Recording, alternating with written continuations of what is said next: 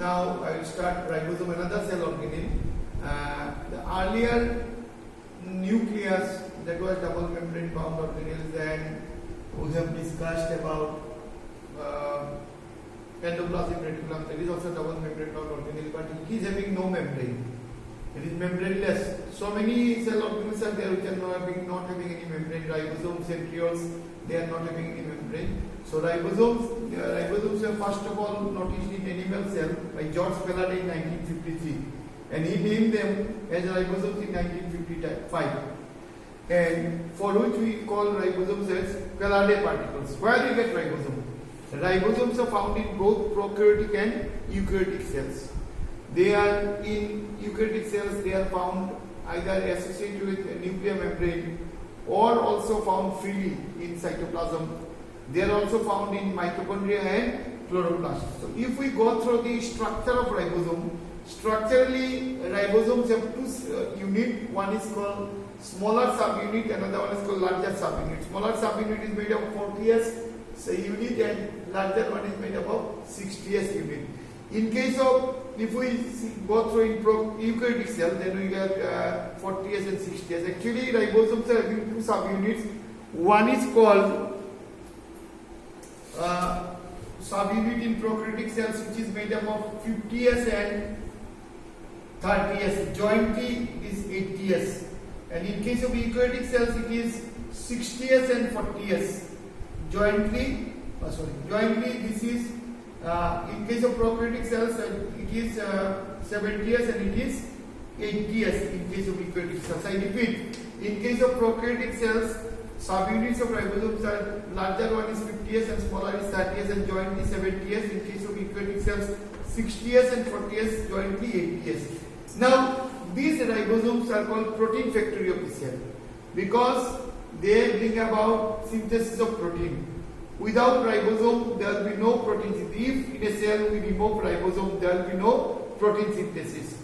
So, what is the meaning of S? S means sedimentation coefficient, means rate at which ribosome granules sediments. It was first worked out by Sedberg, that is why we call it Sedberg unit or sedimentation coefficient. Now, if we go through ribosomes, chemical composition of ribosomes, it is composed of ribonucleoprotein. Ribonucleoprotein means which is made up of rRNA and protein. I repeat, ribosome is made up of ribonucleoprotein which consists of rRNA and protein. And I said that they are called protein factory of the cell. So if ribosomes are removed, there will be no protein synthesis. Now let us differentiate prokaryotic ribosomes and eukaryotic ribosomes. As I said already, so prokaryotic ribosomes, where we find them? We find them in prokaryotic cell, mitochondria and plastid of eukaryotic cells. And eukaryotic ribosomes are found in cytoplasm of eukaryotic cells.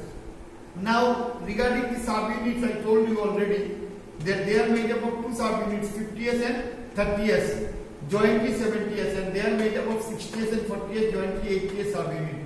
Then ribonucleoprotein, I said ribosome is made up of ribonucleoprotein which consists of rRNA and protein ratio.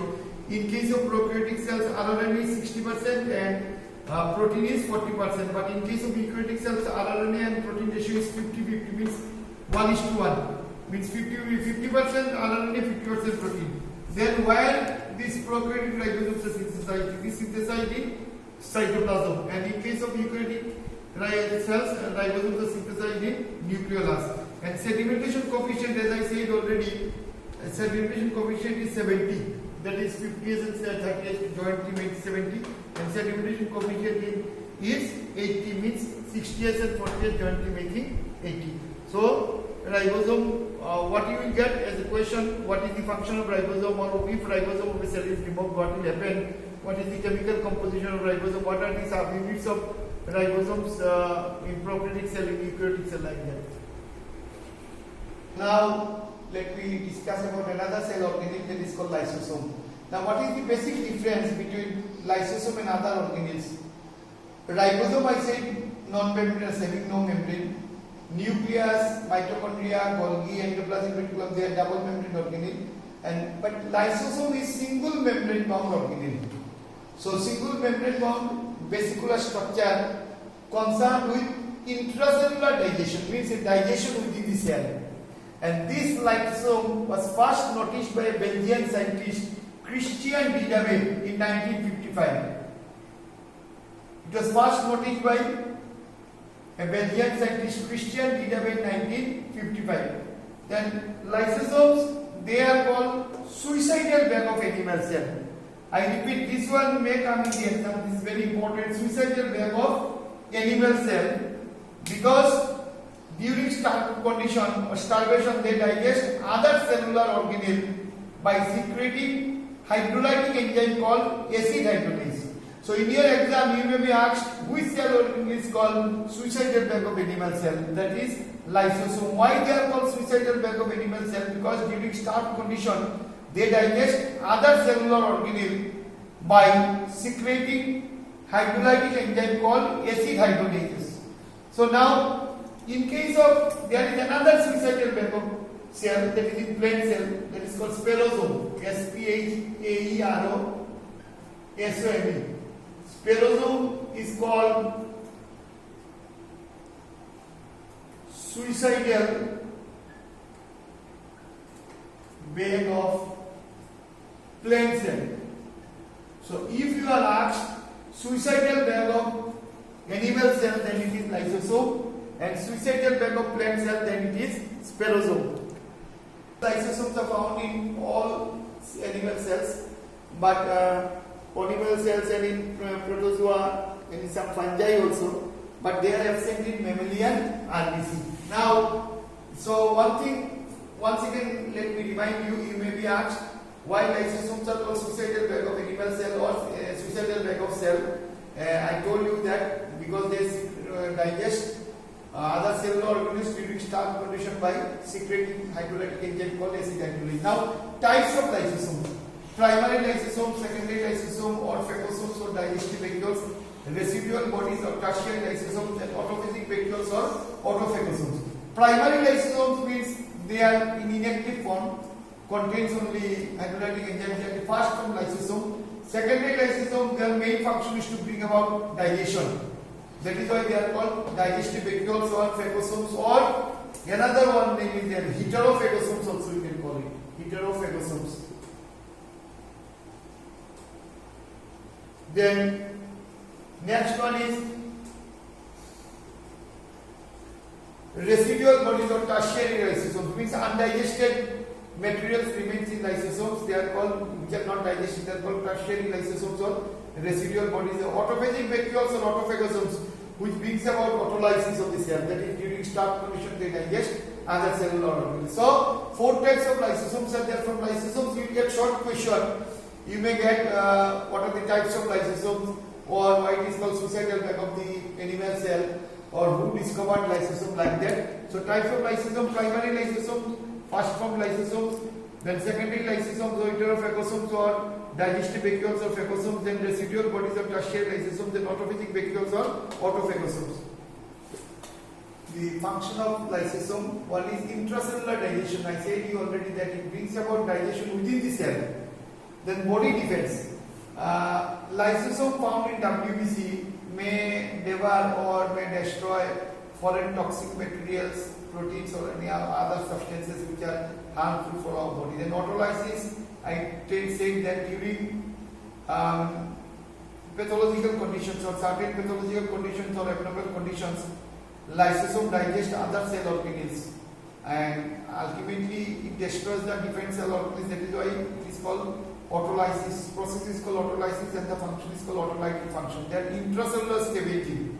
That means old cells, dead cells, unwanted cells, these are digested or removed from the cell by lysosome. That is, the process is called intracellular scavenging. Scavenger means sweeper, which sweeps away unwanted material, unwanted cells, then unwanted old cells, the dead cells and all this, they are removed by lysosome. That is why it is called intracellular scavenger, and the process is called intracellular scavenging. Sperm lysing.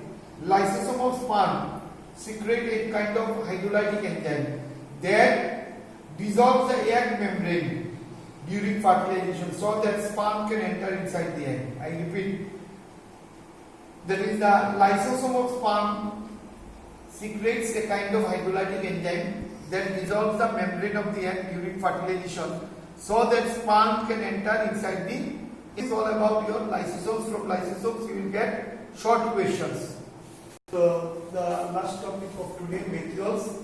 So like lysosome, it is also single membrane bound organelle which remains filled up with different substances.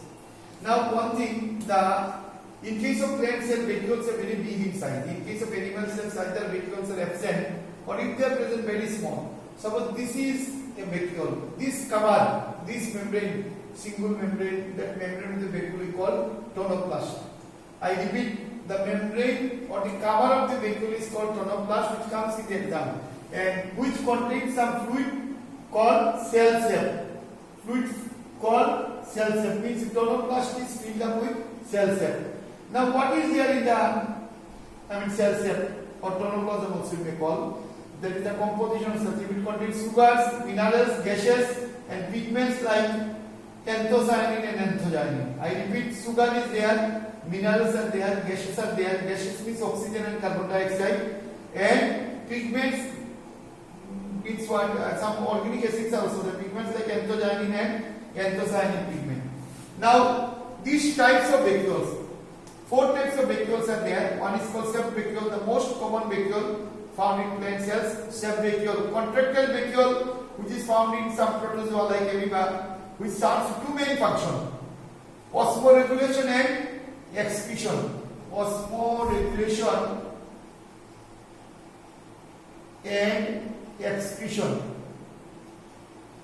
I repeat, first one is made as a sept vacuole, which is found in plant cells, the most common type, and contractile vacuole found in some protozoa like amoeba, some sponges also it is there.